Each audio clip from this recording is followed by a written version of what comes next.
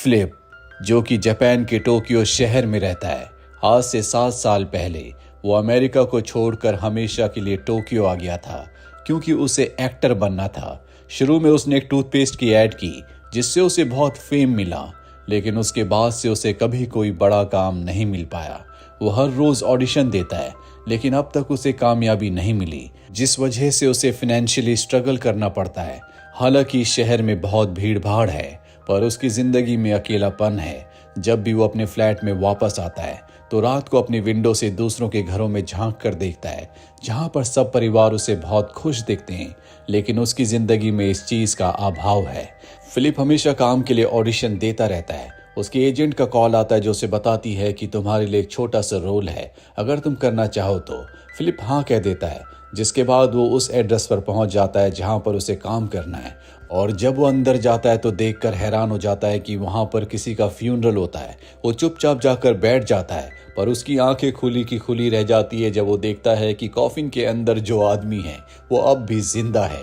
दरअसल यहाँ पर जितने भी लोग हैं वो सब के सब एक्टर्स हैं जो कि उस अमीर आदमी के लिए रो रहे होते हैं। वो अमीर आदमी सब कुछ देख रहा होता है। फिलिप भी यहाँ पर उदास रहता है क्योंकि यही उसका रोल है, यही काम उसे मिला है। दरअसल ये अमीर आदमी जो कॉफिन के अंदर है वो ये फील करना चाहता था कि जब उसका फ्यूनरल होगा तो लोग उसके लिए कैसे रोएंगे, कैसे स्पीच देंगे। और अब सब के सब यहाँ से चले जाते हैं। फिलिप भी उस कॉफिन के अंदर लेटने की कोशिश करता है जो कि उसके साइज से बहुत छोटा होता है, पर किसी तरह से वो उसके अंदर लेट जाता है। तभी वहां पर शिंजी नाम का एक आदमी आता है जो उसे बताता है कि मैं रेंटल फैमिली कंपनी का ओनर हूँ। जो कुछ तुमने आज यहाँ पर देखा वो सब मैंने ही ऑर्गेनाइज किया था। मुझे पता है कि तुम एक एक्टर हो, मेरे पास तुम्हारे लिए कुछ खास अलग काम है। तुम चाहे तो मुझसे कल मेरे ऑफिस में मिलने आ सकते हो। फिलिप अगले दिन उससे मिलने उसके ऑफिस जाता है जहां पर उसे ओनर बताता है कि हमारी जो कंपनी है रेंटल फैमिली, वो कोई थिएटर या शो ऑर्गेनाइज नहीं करती, बल्कि हम लोगों की जिंदगी में जो खालीपन है, जो रिश्तों का अभाव है, उसे पूरा करते हैं। आजकल की तेज भागती जिंदगी में लोगों के पास अपनों के लिए वक्त नहीं है, इसीलिए जब कोई अपने पिता को मिस करता है तो हम अपनी कंपनी से एक एक्टर उसकी जिंदगी में भेजते हैं जो कुछ दिनों के लिए उसके पिता का रोल अदा करता है, जिससे उसे कुछ हद तक संतुष्टि मिलती है। या किसी पेरेंट्स के पास अगर उनके बच्चे नहीं हैं तो हम बच्चे उनके पास भेजते हैं ताकि उन्हें माता पिता होने का एहसास हो सके। हम चाहते हैं कि तुम भी हमारे साथ काम करो। हालांकि फिलिप ये काम नहीं करना चाहता क्योंकि अमेरिका से वो जापान ये काम करने के लिए नहीं आया, पर पैसों के अभाव की वजह से उसे हाँ बोलना पड़ता है। इसके बाद वो इस कंपनी की दूसरी एम्प्लॉय से मिलता है जिसका नाम एको है। एको से बताती है कि एक लड़की है जिसे झूठ मूठ की शादी करनी है ताकि वो अपने घर वालों से हमेशा के लिए दूर जा सके। हमें एक अमेरिकन आदमी की जरूरत है और इस काम में तुम फिट होते हो। और अब उस लड़की को बुलाया जाता है। एको उस लड़की से कॉन्ट्रैक्ट पेपर पर साइन करवा लेती है और घर जाते हुए वो फिलिप को सारे डायलॉग्स याद करवा देती है कि उसे क्या करना है, किस तरह से वहां पर बात करनी है। अगली सुबह वो उस जगह पहुंच जाता है जहां पर फिलिप की आज नकली शादी है, पर वो बहुत ज्यादा डर जाता है इसीलिए वॉशरूम में छुप जाता है। पर एको जल्दी उसे ढूंढ लेती है। फिलिप कहता है कि ये सही नहीं है, ये कोई नकली शादी नहीं है बल्कि असली शादी है। पर एको उसे समझाती है कि अब तुम पीछे नहीं हट सकते, तुमने कॉन्ट्रैक्ट को साइन किया है और अगर हमने शादी नहीं की तो उस लड़की का क्या होगा। ये सुनने के बाद फिलिप मान जाता है, जिसके बाद मन मारते हुए उसे पूरे जापानीज रीति रिवाजों के हिसाब से शादी करनी पड़ती है। उस लड़की के पेरेंट्स आज बहुत खुश होते हैं और अब हमें फिलिप और उस लड़की को दिखाया जाता है जो दोनों एक कमरे में होते हैं। और तभी दरवाजा नॉक होता है। फिलिप जब दरवाजा खोलता है तो अंदर एक लड़की आती है जो उस लड़की से जिससे फिलिप ने नकली शादी की है उसके गले लग जाती है। दरअसल ये दोनों लेस्बियन है। फिलिप को समझ में आ जाता है कि इस लड़की ने शादी का नाटक इसीलिए किया था ताकि वो अपने पेरेंट्स को बोल सके कि शादी के बाद वो हमेशा के लिए अमेरिका चली गई और अमेरिका जाकर वो अपनी गर्लफ्रेंड के साथ ही रह सकी। फिलिप को लगता है कि उसने जो किया वो अच्छा ही किया, क्योंकि अगर वो लड़की अपने पेरेंट्स को बताती कि वो लेस्बियन है तो उन्हें बहुत दुख होता, वो कभी एक्सेप्ट नहीं कर पाते। और अब फिलिप की वजह से सब के सब खुश हैं। इसके बाद फिलिप को एक और कॉन्ट्रैक्ट दिया जाता है जिसमें उसे मिया नाम की एक बच्ची के पिता का रोल अदा करना है। दरअसल वो हाफ जापानीज गर्ल है। बचपन में उसके पिता उसे छोड़कर चले गए, वो अपनी मॉम के साथ रहती है। मिया की मॉम उसका एक प्राइवेट स्कूल में एडमिशन करवाना चाहती आती है जहां पर पेरेंट्स का इंटरव्यू लिया जाता है। वो देखते हैं कि बच्चे का अपने पेरेंट्स के साथ कैसा बिहेवियर है, उनकी बॉन्डिंग क्या है। इसीलिए मिया की मॉम ने फिलिप को अपने हस्बैंड यानी कि अपनी बेटी मिया के फादर के तौर पर हायर किया है। पर इस सच्चाई का मिया को पता नहीं होता। मिया की मॉम सब कुछ फिलिप को समझा देती है और उसे एक बैग देते हुए कहती है कि जब तुम मिया से मिलो तो ये गिफ्ट उसे दे देना, वो तुमसे बहुत नाराज है। इसके बाद फिलिप नर्वस होकर मिया से मिलने के लिए जाता है। वो सच में उससे बहुत नाराज होती है, इसीलिए वो फिलिप के गिफ्ट को फेंक कर वहां से भाग जाती है। फिलिप उसके पीछे जाता है जो कि बहुत नर्वस है और उसे समझाता है कि मुझे ज़रूरी काम से अमेरिका जाना पड़ा था जिसमें मुझे बहुत वक्त लग गया। मिया की मॉम भी यहाँ पर आ जाती है जो मिया को समझाती है। मिया फिलिप से वादा लेती है कि वो कभी उसे छोड़कर नहीं जाएगा। इसके बाद मिया अपनी मॉम के साथ यहाँ से निकल जाती है। वहीं फिलिप को एक बार फिर से रेंटल कंपनी के ओनर का कॉल आता है जो उसे बताता है कि मेरे पास तुम्हारे लिए एक और काम है। एक जैपनीज एक्टर है, इसे उम्र के साथ डिमेंशिया हो गया है जिसमें इंसान की याददाश्त बहुत कमज़ोर हो जाती है। वो कहता है कि उसे इस बात का डर है कि लोग उसे भूल चुके हैं, इसीलिए तुम्हें एक अमेरिकन जर्नलिस्ट बनकर उसका इंटरव्यू लेने जाना होगा ताकि उसे लगे कि आज भी लोग उसे याद करते हैं, उसकी बहुत ज़्यादा इम्पोर्टेंस है। और अब फिलिप उस बूढ़े एक्टर के घर पहुंच जाता है जो बहुत ज़्यादा डिप्रेस होता है। लेकिन फिलिप खुद भी एक एक्टर है, इसीलिए उसे पता है कि एक्टर से कैसे बात की जाती है। और जब वो उससे बात करता है, उसका इंटरव्यू लेता है, तो उस बूढ़े एक्टर को बहुत खुशी होती है। अगले दिन फिलिप मिया के स्कूल जाता है जहां आज उसका पहला टेस्ट होता है जिसमें उसे एक हैंगर से कुछ बनाना होगा।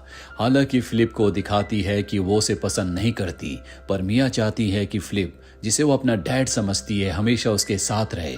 वो हैंगर से डेकोरेशन की एक बहुत अच्छी चीज़ बनाती है।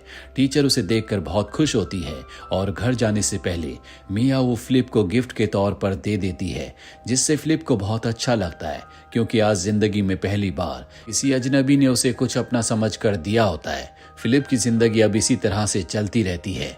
उसे रिश्तों की अहमियत पता चल चुकी है, साथ ही उसकी जिंदगी में जो निराशा और अकेलापन था वो भी अब खत्म हो चुका है। वो मिया के फादर का नाटक करने के साथ साथ और भी बहुत सारे काम करता है जिसमें वो कभी किसी का दोस्त, कभी किसी का रिश्तेदार बनता है। एक दिन मिया को वो डिजिटल एक्वेरियम दिखाने के लिए लाया होता है, तभी उसकी एजेंसी से उसे कॉल आता है। उसे बताया जाता है कि 1 महीने पहले जो ऑडिशन उसने दिया था, उस ऑडिशन में उसका सिलेक्शन हो सकता है, जो कि एक बहुत ही लंबा रोल है। और अगर ये रोल उसे मिल गया तो उसका पूरा करियर, उसकी जिंदगी पटरी पर आ जाएगी। पर इसके लिए उसे साउथ कोरिया जाना होगा। फिलिप इस कॉल को सुनने के बाद भी एक्साइटेड नहीं होता। वो कहता है कि मैं सोच कर बताऊंगा, क्योंकि उसे पता है कि मिया को उसकी जरूरत है। मिया उस पर अब पहले से ज्यादा विश्वास करती है। इन दोनों के बीच में एक बॉन्ड हो चुका है। साथ ही फिलिप की वजह से वो बूढ़ा जैपनीज एक्टर पहले से बेहतर महसूस कर रहा होता है। वो फिलिप को बताता है कि जब मेरी बेटी छोटी थी मैं अपने काम में बहुत ज्यादा व्यस्त था, इसीलिए मैंने उसे टाइम नहीं दिया। और आज हम दोनों के बीच में बहुत दूरी है। या तुम्हारी कोई बेटी है? फिलिप कहता है कि हाँ, मेरी एक बेटी है जिसका नाम मिया है। बूढ़ा एक्टर कहता है कि तुम उसके बचपन में उसे पूरा वक्त देना। और अब हमें फिलिप को दिखाया जाता है जो मिया के साथ एक कैट फेस्टिवल में जाता है, जहां पर ये दोनों के दोनों कैट का गेटअप धारण करते हैं। मिया कहती है कि मैं अपने ग्रैंडफादर और ग्रैंडमदर से मिलना चाहती हूँ। फिलिप उदास हो जाता है और कहता है कि मेरे पिता बहुत पहले ही मुझे छोड़कर चले गए थे और मेरी मॉम की मृत्यु हो चुकी है। ये सुनकर मिया को बहुत दुख होता है। वो फिलिप को अपना मोबाइल देती है और कहती है कि इस पर अपना नंबर सेव कर दो ताकि हम दोनों बात कर सके। फिलिप को एहसास होता है कि इस दुनिया में कोई है जो उसकी परवाह करता है और वो उसकी बेटी मिया है। हालांकि वो उसकी असली बेटी नहीं है, पर उसे लगता है कि फिलिप ही उसका असली पिता है क्योंकि उसकी मॉम ने उसे अब तक सच्चाई नहीं बताई। वो उसे एक एनवलप देती है और कहती है कि घर जाकर इसे खोलना। और जब वो घर आकर उसे खोलता है तो उसके अंदर एक बहुत अच्छी पेंटिंग होती है जो मिया ने फिलिप के लिए बनाई है। उसे देखकर वो इमोशनल हो जाता है। वो कास्टिंग एजेंसी को कॉल करता है।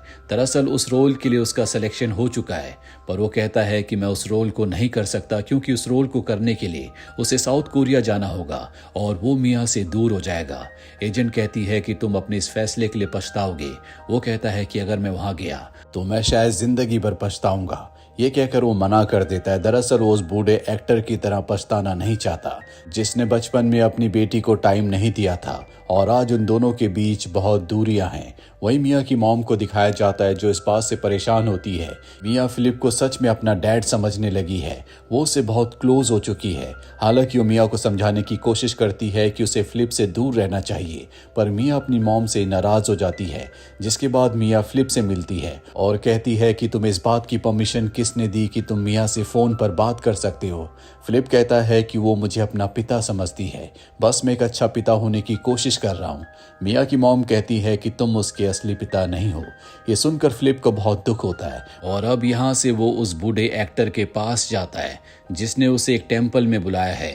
फिलिप देखता है कि बूढ़ा एक्टर पर्दों के अंदर जाकर 2 बार क्लैप करता है और ध्यान से एक तरफ देखता रहता है। फिलिप पूछता है कि अंदर क्या है। बूढ़ा एक्टर कहता है कि तुम खुद जाकर देख लो, लेकिन फिलिप अंदर नहीं जाता और अब बूढ़ा एक्टर फिलिप को कहता है कि अपनी बीमारी के चलते जल्दी मैं सब कुछ भूलने वाला हूँ, पर इससे पहले कि मैं सब कुछ भूल जाऊँ मैं अपने घर जाना चाहता हूँ जो कि एक आइलैंड पर है जहाँ मैंने अपना पूरा बचपन बिताया था। वो मेरा गाँव है। मैं अकेला वहां नहीं जा सकता क्योंकि बीमारी के चलते रास्ते में ही शायद मैं सब कुछ भूल जाऊं। मैं चाहता हूं कि तुम मुझे अपने साथ वहां ले जाओ। उसकी बात का फिलिप कोई जवाब नहीं देता और अब अगले दिन वो अपने ऑफिस जाता है जहां पर रेंटल फैमिली का ओनर उसे कहता है कि मियाँ की मॉम का कॉल आया था, जल्दी उसका इंटरव्यू होने वाला है। इंटरव्यू होने के बाद तुम्हें मियाँ से कहना होगा कि तुम अमेरिका वापस जा रहे हो, जिसके बाद तुम उससे कभी नहीं मिलोगे। ये बात सुनकर फिलिप को बहुत दुख होता है। ओनर उसे समझाता है कि हमें अपने क्लाइंट्स के साथ बहुत ज्यादा इमोशनल नहीं होना चाहिए, इससे हमें दुख होता है। फिलिप वहां से निकलकर बूढ़े एक्टर के घर जाता है। वो देखता है कि बूढ़ा एक्टर मैप से अपने गांव जाने के रास्ते को ढूंढ रहा होता है क्योंकि उसे पूरा विश्वास है कि फिलिप उसे उसके गांव ले जाएगा। पर फिलिप कहता है कि मैं तुम्हें तुम्हारे गांव नहीं ले जा सकता क्योंकि तुम्हारी बेटी ने मुझे कहा है कि मैं तुम्हें बाहर ना ले जाऊं। ये सुनकर बूढ़ा एक्टर बहुत ज्यादा निराश हो जाता है और फिलिप को अपने घर से जाने के लिए कहता है। फिलिप भी उदास होकर घर से निकल जाता है। अगले दिन मियाँ की मॉम के साथ वो मियाँ के स्कूल जाता है क्योंकि आज पेरेंट्स का इंटरव्यू है। मियाँ की मॉम ने पहले उसे समझा दिया था कि उसे इमोशनल होकर कोई जवाब नहीं देना, इससे नेगेटिव इम्पैक्ट पड़ेगा, पर इंटरव्यू देते देते वो बहुत ज़्यादा इमोशनल हो जाता है। वो अपने मोबाइल पर वो ड्राइंग भी दिखाता है जो मियाँ ने बनाई होती है। इंटरव्यू खत्म होने के बाद वो मियाँ से मिलता है और उसे कहता है कि मुझे 1 साल के लिए अमेरिका जाना होगा, 1 साल तक मैं तुमसे मिलने नहीं आ पाऊंगा, और मियाँ को वो अलविदा कहता है। मियाँ उसे अपने गले से लगा लेती है। फिलिप भी इमोशनल हो जाता है और अब रात को एको से मिलने एक बार में जाता है। एको से बताती है कि मैं एक आदमी की गर्लफ्रेंड बनकर उसके साथ गई थी। वो आदमी शादीशुदा था। वो अपनी पत्नी के आगे अपनी असली गर्लफ्रेंड को नहीं लाना चाहता था, इसीलिए मुझे वहां जाना पड़ा और उसकी पत्नी ने मुझे एक थप्पड़ भी मारा, जिस थप्पड़ का निशान अब भी उसके गाल पर होता है। वहीं फिलिप भी बहुत ज्यादा उदास है क्योंकि वो मियाँ से दूर हो चुका है और अब वो तय करता है कि वो किसी भी कीमत पर उस बूढ़े जापानीज एक्टर को उसके गांव जरूर ले जाएगा। वो सुबह सुबह उसके घर पहुंच जाता और कहता है कि चलो हम तुम्हारे गांव जाएंगे। ये सुनकर बूढ़ा जापानीज एक्टर बहुत ज्यादा खुश हो जाता है और अब फिलिप उसे उसके गांव ले जाता है जहां वो अपने पुराने घर को देखकर बहुत ज्यादा इमोशनल हो जाता है। ये दोनों के दोनों घर के अंदर जाते हैं। बूढ़ा एक्टर बताता है कि मैंने अपना पूरा बचपन इसी घर में बिताया था, यहीं मैं अपने परिवार को अपनी एक्टिंग करके दिखाया करता था, जिसके बाद मैं एक्टर बना। और अब वो एक बहुत बड़े और पुराने पेड़ के पास जाता है और कदमों से नापते हुए एक जगह खोदना शुरू करता है। अंदर से एक डिब्बा निकलता है जिसे खोलने पर उसके अंदर बहुत पुरानी फोटोज होती हैं जो उसके अतीत की हैं। वो फिलिप को बताता है कि यही मेरी असली जिंदगी थी जिसे मैं कहीं ना कहीं भूल गया था, पर तुम्हारी वजह से अपनी याददाश्त पूरी तरह से खोने से पहले एक बार फिर से मैं अपने अतीत को याद कर पाया। इसमें उसकी पत्नी की जवानी की फोटो भी होती है जिसे देखकर उसकी आंखों में आंसू आ जाते हैं। वहीं हमें शहर में एको को दिखाया जाता है जो एक बार फिर से एक शादीशुदा आदमी की गर्लफ्रेंड बनकर उसकी पत्नी के सामने जाती है ताकि उसकी असली गर्लफ्रेंड को उसकी पत्नी के सामने ना आना पड़े। पर अब वो उसकी पत्नी को सच बता देती है कि मैं तुम्हारे पति की गर्लफ्रेंड नहीं हूँ, उसकी असली गर्लफ्रेंड कोई और है। ये कहकर वो वहां से चली जाती है। वहीं हमें ओनर को दिखाया जाता है जो फिलिप को कॉल करता है और कहता है कि तुम उस बूढ़े जापानीज एक्टर को अपने साथ क्यों ले गए, ये एक तरह की किडनैपिंग है। वो कहता है कि मैं उसे नहीं लाया बल्कि वो मुझे अपने साथ लाया है। और तभी बूढ़ा एक्टर बेहोश हो जाता है। फिलिप भागकर उसके पास जाता है, उसे हॉस्पिटल ले जाता है। वो पूरी तरह से ठीक होता है, पर उस बूढ़े एक्टर की बेटी हॉस्पिटल में पुलिस को लेकर आती है जो फिलिप को अरेस्ट कर लेती है, क्योंकि उसने पहले भी फिलिप को मना किया था कि वो उसके डैड को कहीं बाहर लेकर ना जाए। फिलिप के अरेस्ट होने से एको को बहुत दुख होता है। वो ओनर के पास जाती है और कहती है कि तुम्हें कुछ करना चाहिए, पर शायद वो उनका साथ नहीं देना चाहता। इसीलिए अगले दिन एको नकली वकील बनकर उस बूढ़े एक्टर की बेटी के पास जाती है ताकि उसे कन्विंस कर सके कि वो फिलिप को छोड़ दे। और जब वो उससे बात कर रही होती है तभी वहां पर ओनर भी पुलिस ऑफिसर बनकर आ जाता है। इसका मतलब ये है कि उसने उनका साथ नहीं छोड़ा। लेकिन इन दोनों को कन्विंस करने की जरूरत नहीं पड़ती, क्योंकि बूढ़े एक्टर ने पहले पुलिस को गवाही दे दी थी कि फिलिप को वो अपने साथ ले गया था, ना कि फिलिप उसे अपने साथ ले गया था, जिस वजह से फिलिप को छोड़ दिया जाता है। मिया भी फिलिप को एक मूवी में सीन के दौरान देख लेती है। वो समझ जाती है कि फिलिप उसके असली पिता नहीं है बल्कि वो एक एक्टर है। उसकी मॉम भी एक्सेप्ट करती है कि ये सब कुछ उसने उसके एडमिशन के लिए किया। वो अपनी मॉम को माफ कर देती है। कुछ दिनों के बाद फिलिप को पता चलता है कि बूढ़े एक्टर की मृत्यु हो चुकी है। मरने से पहले उसने कहा था कि फिलिप को मेरे फ्यूनरल पर जरूर बुलाना। फिलिप उसके फ्यूनरल पर जाता है क्योंकि उसी बूढ़े एक्टर की वजह से उसे रिश्तों की वैल्यू का पता चला था। और फ्यूनरल के बाद वो मिया से मिलने उसके नए स्कूल जाता है। उसका एडमिशन हो चुका है, जिससे मिया की मॉम और मिया दोनों खुश है। वो मिया से माफी मांगता है। मिया भी उसे माफ कर देती है क्योंकि अब भी वो उसके अंदर अपने पिता के रिफ्लेक्शन को देखती है। इन दोनों की दोस्ती हो जाती है और अब वो उस टेम्पल में जाता है जहां पर बूढ़ा जापानीज एक्टर प्रेयर किया करता था। और आज वो पर्दों के अंदर जाकर देखता है, वहां पर एक मिरर होता है जिसमें उसे अपना रिफ्लेक्शन दिखता है, जो देखकर उसके चेहरे पर मुस्कुराहट आ जाती है। वो समझ जाता है कि जिस चीज को इंसान बाहर ढूंढता है वो उसके अंदर है। ईश्वर ही इंसान के अंदर बसता है। हमारे एक्शन ही डिसाइड करते हैं कि हम क्या बनना चाहते हैं। वो अपने आप को देखकर आज खुश है क्योंकि उसकी वजह से कई लोगों की जिंदगी में बदलाव आए। उसे अपनी जिंदगी का मकसद मिल पाया, क्योंकि आज की इस भागती दौड़ती जिंदगी में रिश्ते फॉर्मेलिटी बन चुके हैं। हर कोई अपने रिश्ते निभाने के लिए प्रिटेंड करता है। कोई किसी से प्यार नहीं करता। लेकिन ये दुनिया कितनी अलग होगी जब इंसान रिश्तों के लिए प्रिटेंड ना करके सच में अपने रिश्तों में अपना 100% डालें, सच में अपने लोगों से प्यार करें। रेंटल फैमिली कंपनी अपने लोगों को दूसरों की जिंदगी में भेज तो देती थी, लेकिन वो उनकी जिंदगी को कभी भी पूरी तरह से बदल नहीं सकती थी। बस उन्हें कुछ पलों का एहसास दिला सकती थी कि उनकी जिंदगी में भी कोई है जो उन्हें वक्त देता है, जो वक्त उन्हें अपनों से चाहिए। हमें भी अपनी जिंदगी में कोशिश करनी चाहिए कि हमारे जो भी लोग आसपास रहते हैं हम उन्हें अपना वक्त दें, उन्हें समझें, उनसे प्यार करें। तभी हमारी जिंदगी के, हमारे अस्तित्व के कुछ मायने होंगे। तो ये थी पूरी कहानी इस फिल्म की। उम्मीद करते हैं कि ये कहानी आपको पसंद आई होगी।